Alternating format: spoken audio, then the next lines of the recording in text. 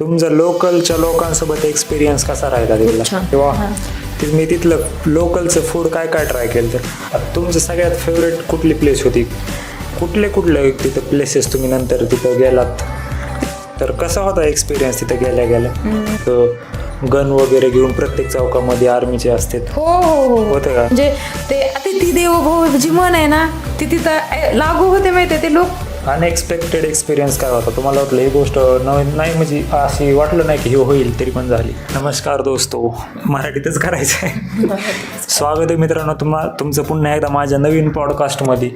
आज आपल्यासोबत एक अशी व्यक्ती आहे जी की त्या व्यक्तीला म्हणजे त्यांच्या भावाला सोडून अकेली काश्मीरला या ठिकाणी ट्रिप करण्यासाठी गेलेली होती व्यक्ती. ती काश्मीर ट्रिपसाठी नव्हते गेले, आम्ही अमरनाथ दर्शनासाठी गेलेले. काश्मीरमध्ये आहे ना? हो, काश्मीर. अमरनाथ दर्शनासाठी गेलत्या मॅडम.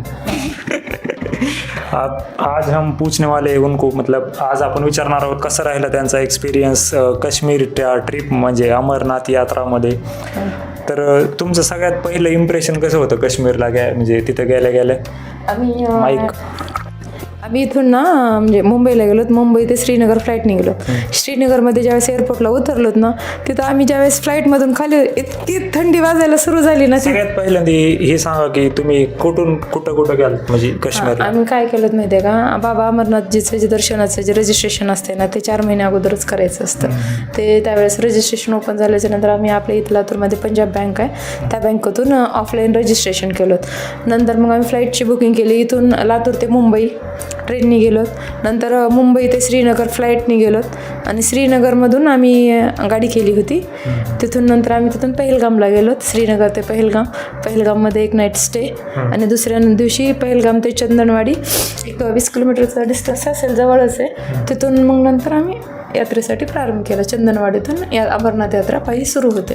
म्हणजे कशी यात्रा होती? पायी होती का यात्रा? पायी आणि घोड्यावरती दोन्ही पण. हेलिकॉप्टर पण आहे तिथं, पण आम्हाला पायी जायची इच्छा होती त्यामुळे आम्ही पायी स्टार्ट केलं. तुमची इच्छा होती का? तुमचं बजेट नव्हतं असं काय? नाही, बजेटचा विषय नाही तिथं.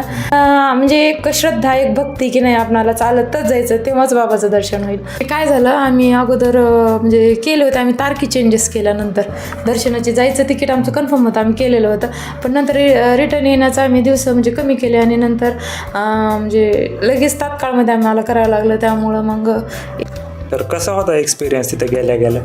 तिथं गेल्या श्रीनगरमध्ये सांगितलं. आम्ही ज्यावेळेस श्रीनगरला उतरलोत ना एअरपोर्टला त्यावेळेस तिथं फ्लाईटमधून उतरले जसं थंडगार हवा, असं वाटलं की आता आलो. तिथं फील झालं की नाही आता आम्ही आलोत, आपण आपल्या महाराष्ट्राच्या बाहेर आलेलो आहोत आणि थंडी वाजायला सुरू झाली आम्हाला सगळं सुरू. आम्ही अगोदर आमच्या बॅगमधले जॉकेट काढलोत आणि थंडीचे जॉकेट स्कार्फ सगळे पॅक झालोत आम्ही. इव्हन म्हणजे तिथं आम्ही दुपारी पोहोचलो 2 वाजता. 2ला आमची गाडी आम्ही ऑलरेडी म्हणजे गाडी बुक केलेली होती. ती गाडी एअरपोर्टला थांबलेली होती. आम्ही तिथे गेल्याच्या नंतर गाडीवाल्याला कॉल केला, 2 गाडीत बसलं. तिथून बाय कार पहलगामला गेलो आम्ही. आता श्रीनगरमध्ये असं तर नाही ना जसं म्हणजे आधी होतं की तिथं गन वगैरे घेऊन प्रत्येक चौकामध्ये आर्मीचे असतात? हो, होतं का? खूप आर्मी आपली तिथं. लोकल कमी पण आर्मीचे जवान जास्त दिसतात, कारण यात्रेसाठी ना सिक्युरिटी खूप वाढवलेली असते आणि ते सेफ आहे आपल्यासाठी. आणि त्यांच्या जीवावर तर हे सर्व आहे त्या आर्मीच्या. ते त्यांना पाहिल्याच्या नंतर असं वाटतं की नाही आपण सुरक्षित आहोत. आपल्याला इथं भीतीचं काही एक वातावरण प्रत्येक पावलोपावली आहे आर्मी तिथं. कुठले तिथं प्लेसेस तुम्ही नंतर तिथं गेलात? तिथं आम्ही सुरुवातीला पहलगाम गेलो. पहलगाममध्ये पण खूप काय आहे बघण्यासाठी, फिरण्यासाठी. तिथं मिनी स्वित्झर्लंड म्हणून एक पॉईंट आहे पहलगाममध्ये, ते फिरलोत आम्ही. नंतर दूधपत्री वगैरे असे एक 4-5 पॉईंट आहेत जिथे की आम्ही लोकल फिरलो. त्या दिवशी 1 दिवस स्टे केला आम्ही पहलगाममध्ये. तिथं पण मस्त वाटलं घोड्यावरती. पहिला एक्सपिरियन्स घोड्यावरती आम्ही ते मिनी स्वित्झर्लंड जे आहे ते खाली म्हणजे पहलगामहून डोंगरावरती जाण्यासाठी घोडे केलोत आणि बाय घोड्यावरतीच गेलोत. तिथं फिरलोत. तिथला एक्सपिरियन्स घेतला, छान होता. अजून कुठं गेलात तिथे? नंतर पहलगाम 1च दिवस स्टे केला. दुसऱ्या दिवशी आम्हाला दर्शनासाठी जायचं होतं. नंतर आम्ही दुसऱ्या दिवशी पहलगाम ते चंदनवाडी गेलो. चंदनवाडीमधून नंतर आम्ही यात्रा प्रारंभ केली बाबा बर्फानीच्या दर्शनाची. बाबाच्या दर्शनासाठी निघालो. आम्ही तिथून पहाटे 6 वाजता म्हणजे 5ला निघालतो, पण जाईपर्यंत 5:45 वाजले. तिथून एंट्री वगैरे करायला आम्हाला 6 वाजले. आम्ही 6 वाजता तिथून एंट्री केली गेट चंदनवाडीच्या गेटमधून चालायला सुरुवात केली. आम्ही सोबत घोडे पण ठेवले होते, कारण जर काही त्रास जाणवायला तर मग घोड्यावरती बसता येते म्हणून. घोडे असताना पण तुम्ही चलत होता? हां, घोडे सोबत घेतलेले होते. घोड्यावरती आम्ही बॅग दिलोत. 2 मॅडम होते, आम्ही 4 जण होतो. 2 मॅडम होत्या, ते कंटिन्यू म्हणजे त्यांना चालणं होत नव्हतं, त्यामुळे त्या घोड्यावर होत्या. आणि आम्ही 2 जण, मी आणि एक दर्डे मॅडम म्हणून होत्यात, तर आम्ही 2 चालत गेलो. घोड्यावरती बॅग सगळे दिलो. तुम्ही पोलिसच होतात का? नाही, दर्डे मॅडम APA दर्डे सरांच्या मिसेस होत्या आणि एक प्रेमा बिराजदार म्हणून त्या पोलीस आहेत. आम्ही 2 पोलीस होतो, 2 हाऊसवाईफ होत्या. आता तुमचं सगळ्यात फेवरेट कुठली प्लेस होती? तिथं का? तिथं बाबा अमरनाथ दर्शन, तेच फेवरेट आणि त्यासाठीच गेलो होतो. आणि त्यानंतर जर सेकंड प्लेस जर म्हणलं तर डल लेक. हां, तिथं काश्मीरमध्ये श्रीनगरमध्ये जे डल लेक बोट हाऊस वगैरे आहे, तिथं एक तलाव आहे, तिथं बोट हाऊस आहेत भरपूर असे, आणि बोटिंग केली जाते तिथं. म्हणजे संध्याकाळ बोटलाच त्यांनी तिथं रूम बनवलेले आहेत बोटमध्ये, इतकं छान सजवलेलं असतं ते फील खूप मस्त होता. म्हणजे संध्याकाळी हो, पाण्यामध्येच बोटमध्येच हाऊस, म्हणजे बोट हाऊस म्हणजे बोटचंच हाऊस पाण्यामध्ये बनवलेलं आहे. आणि नंतर संध्याकाळी राईड असते तिथं, मस्त फिरवतात, 2 तास फिरवतात ते बोटिंग. आणि मध्येच मार्केट आहे, तर एक बेट असल्यासारखं आहे ते बहुतेक. हो, पाण्यामध्येच बोटमध्येच मार्केट, पण इतकं सुंदर मार्केट आहे ना तिथलं. कपड्यांचं मार्केट, खायचं मार्केट, तिथं काश्मीरी कावा वगैरे बोटमध्ये, सर्व फ्रुट्स खायला भेटणार तुम्हाला. म्हणजे ते सगळं बोटमध्येच, आणि त्या तलावामध्ये सर्व काही असतं. अरे वा. मी तिथलं लोकलचं फूड काय ट्राय केलं? तिथले लोकलचे फूड ना, आम्ही ते चेरी खाल्लो, म्हणजे आम्हाला आवडली पण चेरी. नंतर दुसरं ॲपल सध्या नव्हते एवढे, पण जिथं थोडे जे ते होते काश्मीर ॲपल, ते एक ट्राय केलं होतं आम्ही. नंतर आणखीन 1-2 केलो ट्राय, पण त्यांचे नाव मला लक्षात नाहीत. सगळ्यात फेवरेट कुठलं होतं तुमचं? तिथं ना सगळ्यात फेवरेट जर आम्हाला सगळ्यात चांगलं तिथं बेस्ट काश्मीरी कावा. काश्मीरी कावा इतका बेस्ट असतो ना आपल्या हेल्थसाठी. त्याच्यात ड्रायफ्रुट्स टाकतात. ते आपण इकडे चहा जे पितात ना, तर ते लोक काश्मीरी कावाच पितात. आपल्या हेल्थसाठी पण खूप ते फायदेमंद असते. ते काहीतरी जडीबुटीच ते बनवलेलं असते, पण इतकं हेल्दी आणि इतकं मस्त. अरे बा, ते एक काश्मीरी कावा एक पिला ना, माणूस फ्रेश, माइंडच फ्रेश होते आणि थंडी पण कमी होऊन जाते. चहा टाईप आहे का ते? चहा टाईप म्हणजे एक काय म्हणतात ते, आपण आपली आजी वगैरे आपल्याला काय बनवून देतो ते गुट्टी टाईप वगैरे ते असतं. काढा असतो तो एक प्रकारचा. ते कडू लागतं का कसं? नाही, म्हणजे थोडंसं गोडच असते आपल्या चहासारखंच, म्हणजे विदाऊट शुगर आणि विथ शुगर असं असते ते. आपल्याला जसं प्यायचं तसं प्यायचं. तुमचा लोकलच्या लोकांसोबत एक्सपिरियन्स कसा राहिला? खूप छान. तिथले लोक एवढे केअर करतात बरं का, सिरियसली. आम्ही ज्यावेळेस तिथं गेलोत ना, तर असं म्हणजे थोडंसं आपल्याला भीती वाटतेच नवीन ठिकाणी गेलेलं असल्यामुळं. ते लोक कसे, आणि श्रीनगर म्हटल्याच्या नंतर आणखीन थोडी भीती असते. पण ज्यावेळेस तिथं आम्ही गेलो होतो, आणि आम्ही 4 लेडीजच गेलो होतो, त्यामुळं बाकीचं तर आमच्या काही ओळखीच. पण तिथे गेल्याच्या नंतर असं जरासुद्धा फील आला नाही की बाबा म्हणजे भीतीचं वातावरण आहे, किंवा तिथं काही भीती वाटण्यासारखं आहे, किंवा म्हणजे सिक्युअर फील नाही झालं, असं अजिबात नव्हतं. उलट इतकं म्हणजे बिंदास राहिलो ना आम्ही तिथं. तिथले लोक एवढं असं आपणाला अप्रूप करतात ना, म्हणजे ते अतिथी देवो भव जी म्हण आहे ना, ती तिथं लागू होते. माहिती आहे, ते लोक करतातच तसं. इतकं चांगल्या पद्धतीने आपणाला ट्रीट करतात. एवढे त्यांची बोलण्याची लँग्वेज, त्यांची खूप छान. आम्ही जे घोडेवाले घेतलं होतं ते सारखं नाही, म्हणजे ते हिंदीतून बोलतात त्यांना, तर आप हमारी बहन की जैसी हो तो हम अपने अच्छे, मतलब इतकी छान पद्धतीने ते केअर करतात, काळजी घेतात. आपल्याला ज्या गोष्टी माहीत नाहीत ते सांगतात. इथं व्यवस्थित राहील, तुम्ही इथं स्टे करा, इथं थांबा, इथं थांबून. आणि आपली मिलिटरी तर प्रत्येक ठिकाणी, त्यामुळे त्या मिलिटरीकडे बघितल्यावर तर अरे एक वेगळाच सिक्युअर फील येतो. म्हणून तुम्ही तिथल्या लोकांना फॉलो बॅक दिलाय का इंस्टाग्रामवर? दिलाय, एक दोघांना 3 जणांना दिलाय. नाही, एक दोघांना. 85 फॉलोअर्स होते. तुझे केलास का? 85 फॉलोइंग होते, आता 87-88 झालेत काही. नाही, एक दोघांना दिलाय. म्हणजे जे की समज आता आपल्या इकडचे जर कोण तिकडे गेली, तर त्यांची व्यवस्था होण्यासाठी आपण त्यांना सांगू शकतो की बाबा ह्या ठिकाणी जा तुम्ही, हे व्यवस्थित. आम्हाला त्यांनी व्यवस्थित दिले ना सर्व्हिस, तर त्यांना पण देतील ना. तर त्यामुळे ते त्यांना फॉलोबॅक दिला. आपल्याला कधी गरज पडली, आपल्या ओळखीचे कोण गेले, किंवा आपणही बाय चान्स नंतर गेलो, तर कॉन्टॅक्टमध्ये राहता यावं यासाठी. अनएक्सपेक्टेड एक्सपिरियन्स काय होता? तुम्हाला वाटलं ही गोष्ट नाही, म्हणजे अशी वाटलं नाही की ही होईल, तरी पण झाली? अनएक्सेप्टेड तिथं माझ्यासाठी तर ना म्हणजे ज्यावेळेस आम्ही चालत गेलो खूप म्हणजे खूप खूप हार्ड आहे अमरनाथ चालत जाण्यासाठी, घोड्यावर जाणाऱ्यांसाठी पण, कारण तिथं ऑक्सिजन लेवल खूप कमी असतं त्यामुळे विकनेस खूप येतो आणि इतकं म्हणजे चालून चालून थकून असं शेवटी तिथं म्हणजे जाईपर्यंत असं होतं की बाबा तिथून वापस यावं की काय, असं विचार येत होते डोक्यांमध्ये, होतं की नाही तिथंपर्यंत जाणं होतंय की नाही, तब्येत साथ देईल की नाही ह्याची गॅरंटी नव्हती. तरी पण म्हणजे ना आम्ही एक जिद्द होती मनामध्ये, नाही आलोत ना तर दर्शन काही जरी झालं तर दर्शन घेतल्याशिवाय जायचंच नाही हे होतं. आणि ते ज्यावेळेस म्हणजे अक्षरशः आम्ही गेलो तिथं पंचतरणीवरून आम्ही एक नाईट पंचतरणीमध्ये स्टे केलोत, तिथून नंतर मग गुफेपर्यंत गेलोत. ज्यावेळेस गुफेत तिथं गेलोत आणि पायऱ्या चढून वर दर्शनासाठी गेलोत आणि साक्षात तिथं बाबा बर्फानी महादेवांची पिंड पाहिली ना तर आपोआप डोळ्यातून पाणी येत होतं माहिती आहे. ते इमोशनल काय माहीत कशामुळं झालं काय नाही, असं कंट्रोल करा. तिथले आपले मिलिटरीवाले ते कर्मचारी होते तर ते म्हणायचे मॅडम का रडतात, शांत बसा, पण ते मी ना कंट्रोल करायचं ठरवून पण कंट्रोल होत नव्हतं. अक्षरशः आपोआप ते डोळ्यातून पाणी येत होतं. ते दर्शन घेतल्याच्या नंतर आणि ते बाबाला जे बघितल्याच्या नंतर, ते पिंड बघितल्याच्या नंतर, ते दर्शन साक्षात झाल्याच्या नंतर जो फील होता ना तो माझ्यासाठी अविस्मरणीय आहे, जो की मी माझ्या लाईफमध्ये कधीच विसरू शकत नाही. तुम्ही तिथे कुठल्या कुठल्या ॲक्टिव्हिटी केल्या? तिथं आम्ही बोटिंग केली, अजून आणखीन काय केलं, घोड्यावरचं ते पण झालंच, राईड झालं. हॉर्स येताना आम्ही घोड्यावरच उतरलो ते एक केला. नंतर नंतर ह्याच्यामध्ये गेलो ना बर्फामध्ये फिरायला गेलोत ना त्यावेळेस आम्ही स्केटिंग करायचा प्रयत्न केला.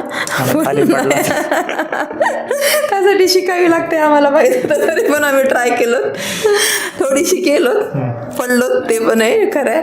नंतर स्केटिंग केली, पुन्हा आणखीन काय केलं होतं बाबा, राफ्टिंग, रिव्हर राफ्टिंग केली आम्ही. म्हणजे रिव्हर राफ्टिंग म्हणजे ना नदीमध्ये छोटीशी बोट असते ना ते घेऊन जातात ते रिव्हर राफ्टिंग. ऑनलाईन चेक कर समजेल तुला. तरी त्याच्यात काय केलं असतं नेमकं? म्हणजे ना बोटमध्ये बसायचं, एक 5-6 जणांना बसवतात ते आणि नदीचा प्रवाह खूप फास्ट असतो, त्या फास्ट प्रवाहामध्ये ते घेऊन जातात. ते बोट अशी तशी तशी आपण ओले किच्च होतं, ते पाणी पूर्ण आपल्यावर पडतंय, आपण त्याच्यात डुबतो, बरी डिगतो, ती रिव्हर राफ्टिंग. समजलं. सगळ्यात फेवरेट ॲक्टिव्हिटी कुठली होती तुमच्या यापैकी? तिथली सगळ्यात फेवरेट ॲक्टिव्हिटी का रिव्हर राफ्टिंगचीच तीच होती. मस्त, त्याच्यात खूप एन्जॉय झालं, खूप मजा म्हणजे केलं होतं आम्ही, फुल एन्जॉय झाला त्यामध्ये आमचा. आता तुमच्या सगळ्या ट्रिपमध्ये कुठल्या कुठल्या अडचणी आल्या ज्या की म्हणजे ह्या अडचणी व्ह्यूवर्सला येऊ शकतात? तिथं गेल्याच्या नंतर नाही का अडचणी जास्त तरी आम्हाला आल्या नाहीत, पण जेवणाचं म्हणजे आपल्याकडचं जेवण वेगळं, तिकडचं जेवण तिकडचं करावंसं वाटत नाही. आणि सगळ्यात मोठी अडचण तर आम्हाला तीच होती, मनासारखं जेवण भेटलं नाही. तर आम्ही काश्मीरी कावावर आणि फ्राईड राईसवरच दिवस काढले. फ्राईड राईस ठीक आहे म्हणजे जरा थोडासा व्यवस्थित लागत होता वाटत, बाकी जेवणाचा एक प्रॉब्लेम वाटला. जेवणाचा एक प्रॉब्लेम वाटला, बाकी कम्युनिकेशन तिथं होतं व्यवस्थित तिथल्या लोकांसोबत. हिंदी बोलते? हिंदी चालते तिकडं. हिंदी आपल्याला जर हिंदी समजत असेल, बोलता येत असेल तर अडचण येत नाही कम्युनिकेशनची. पण दुसरी तिथं अडचण म्हटली तर तिथं ऑनलाईन ट्रान्झॅक्शन चालत नाही, कॅश ठेवावी लागते. हो, कारण भरपूर ठिकाणी नेट चालत नाही. सगळ्यात मोठी अडचण म्हणजे आपलं सिम तर चालत नाही, नवीन घ्यावं लागते. तिथलं एकतर पोस्टपेड सिम घ्यावं लागते. तिथे गेल्यावर जिओचं नाही तर एअरटेलचं, नसेल तर आपल्या इकडचं एअरटेल किंवा जिओचं जर पोस्टपेड सिम असेल तर तिथं चालतंय. पोस्टपेड, प्रीपेड चालत नाही, चक्क बंद होते. तिथे गेल्यावर एक सिम घ्यावं लागते नवीन. मग तुम्ही पोस्टपेड घेतलं होतं? इथून घेतलं होतं मी, जिओचं पोस्टपेड घेतलेलं, ते त्याला होती रेंज फुल, ते चाललं. त्यामुळे ते नेट बंद असल्यामुळे, आपले सिम कार्ड बंद असल्यामुळे तिथं ऑनलाईन ट्रान्झॅक्शन होत नाहीत, फोनपे गुगल पे नाही, त्यामुळे कॅश ठेवायला पाहिजे आपल्यापाशी. मग तुम्ही कॅश घेऊन गेलता? हो, घेऊन गेलतात आम्ही कॅश. कट करावं लागतं. कट करत असलं काही नको टाकू. तुमचं सगळ्यात जास्त मेमोरेबल मुवमेंट ते तर झालं बाबा बर्फानी, बाबा अमरनाथजीचे दर्शन. आता असं काय सजेशन द्याल तुम्ही ज्यांना काश्मीरला जायचंय त्यांच्यासाठी? मी असं सजेशन देते ना, फक्त काश्मीर फिरायचं असेल ना तर नोव्हेंबर, डिसेंबर, जानेवारी, फेब्रुवारी या 4 महिन्यामध्ये फिरायला जायला पाहिजे. कारण खूप बर्फ असते तिथं आणि खूप मस्त फील वाटतो. म्हणजे असं वाटते की खरंच आपण ना काय म्हणतात जन्नतमध्ये आहोत, स्वर्गामध्ये आहोत, हा फील येतो बरं का तिथे गेल्याच्या. म्हणजे एअरपोर्टपासूनच बर्फ दिसायला चालू होते? नाही, तिथं तिथं एअरपोर्टपासून दिसायला सुरू होतो, कारण पूर्ण डोंगरवरती बर्फच असतो, ते पांढरे शिपट डोंगर, ते बर्फ दिसायला सुरू होतो. पण उंचावरती आपण जिथं म्हणजे एअरपोर्ट आहे किंवा बाय रोड चालत आता नव्हता बर्फ एवढा, पण वरी होते, हाईटवरती बर्फ होतो. आम्ही अमरनाथला जाताना आम्हाला शेषनागपासून ते पूर्ण पंचतरणीपर्यंत इथून तिथून बर्फच होता, आणि बर्फ कट करून मधून रस्ता बनवलेला होता. त्यामुळे खूप थंडी वाजली ना, आम्हाला खूप परेशानी झाली बाबा तिथे. तर बर्फ बघायला भेटतो, पण असं नॅचरली कुठं पण जर तुला तिथं गेल्या रोडवरती जर बर्फ बघायचा असेल तर त्यावेळेस ना नोव्हेंबर-डिसेंबरमध्ये तिथं खूप बर्फ असतो. म्हणजे आता ह्या ह्याच्यात कमी असतो कमी असतो आता जरा. आणि आता कसं पाऊस वगैरे, लँडस्लायडिंग वगैरे थोडी रिस्कीच असते, त्यामुळे ह्याच्यात जाणं नाहीच. नोव्हेंबर-डिसेंबरमध्ये गेलं ना खूप छान बर्फ असतो, आणि मस्त काश्मीर फिरण्यासाठी म्हणलं तर त्या सिच्युएशन त्या टायमिंगमध्ये जायला पाहिजे. तर हा होता मित्रांनो एक्सपिरियन्स. त्याच्यामध्ये इतका मोठा खर्च केलेला आहे मित्रांनो. नाही, कमी खर्चात पण होतो बरं का. कसं म्हणजे आपण आपल्या बुकिंगवर आहे, आपण हॉटेल करण्यावरती आहे, आपण पुन्हा फूड काय घेतो त्यावरती आहे. नंतर आपण बाय ट्रेन जाऊ शकतो, बाय फ्लाईट जाऊ शकतो, असं म्हणजे ट्रेनने तरी किती टाइम लागेल? हां, टाइम जास्त लागतो, मग ते टाइम वाचवण्यासाठी. फ्लाईटने किती टाइम लागतोय? 3.5 तास. 3.5 तासात डायरेक्ट तिकडे जाते मुंबईहून बरं का. इथून मुंबईला जायला 1 नाईट लागतेच आपली, जातेच असं. तुम्ही ट्रेनने गेलतात का इथून मुंबईला? नाही, हां, इथून ट्रेनने आपण. लोकल ट्रेनने? हां, लोकल म्हणजे तेच तिथले. हां, आपल्या जे लातूरून ट्रेन आहे ना, त्याने गेलो मुंबईहून फ्लाईटने गेलोत मग नंतर. तर या ओव्हरऑल एक्सपिरियन्समध्ये तुम्ही काय शिकलात? ओव्हरऑल एक्सपिरियन्समध्ये हे शिकलोत की लाईफमध्ये येऊन ना फिरायला जायला पाहिजे, लाईफ एन्जॉय केली पाहिजे. विथ फिरण्यामध्ये देवदर्शन पण झालं पाहिजे.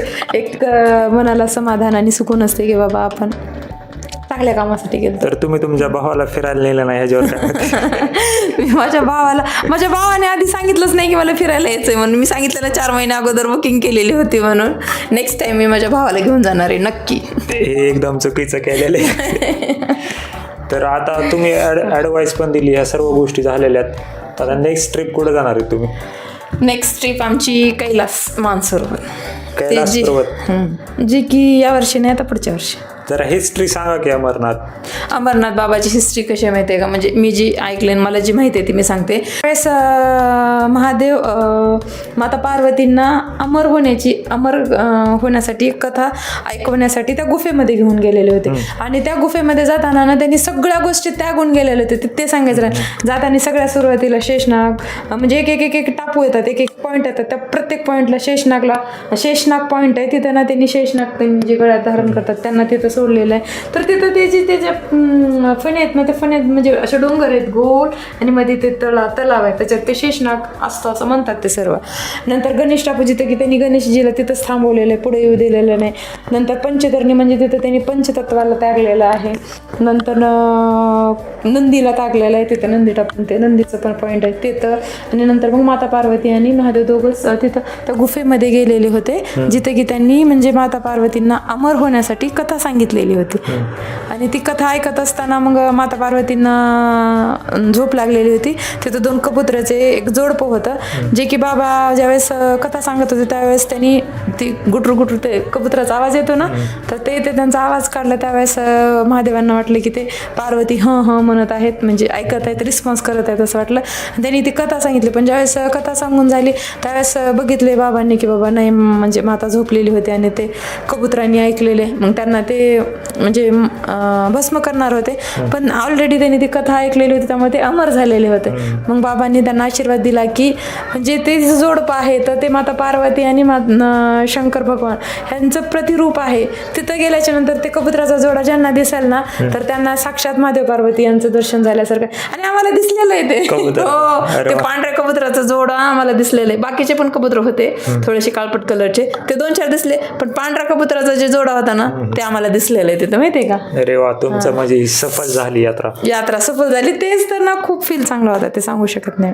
तिथल्या दर्शनाच्या नंतर जे म्हणजे फील आला होता तो खूप भारी. तुमची यात्रा या ठिकाणी अशाच तुमच्या सगळं यात्रा जावेत. धन्यवाद हे इंटरव्ह्यू देण्यासाठी. भेटूयात एका नेक्स्ट पॉडकास्ट सोबत. धन्यवाद.